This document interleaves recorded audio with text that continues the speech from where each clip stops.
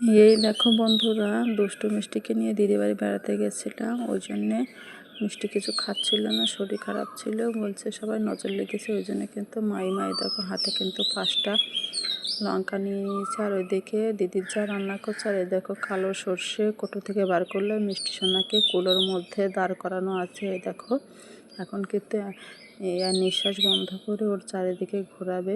এই জিনিসটা সবাই বলে ফালতু, সত্যি কথা বলছি বন্ধুরা, ফালতু জিনিস নয়, একবারে খুব ভালো জিনিস। এটা যখন উনুনে দেওয়া হবে না, একদম গন্ধ বেরাবে না। অন্য সময় দেখবে আলু সেদ্ধ মাখানোর জন্য একটা লঙ্কা পোড়াতে গেলে আমরা হাঁচি কাশি দিয়ে অবস্থা খারাপ হয়ে যায়। এতগুলো লঙ্কা পোড়ানো হবে, এক ফোঁটা কিন্তু গন্ধ বেরাবে না।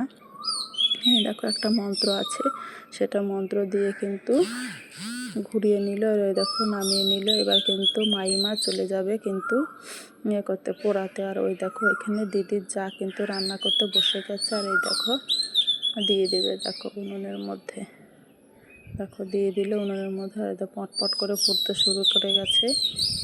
এই নিয়ম কে কে জানো কমেন্ট করে জানো।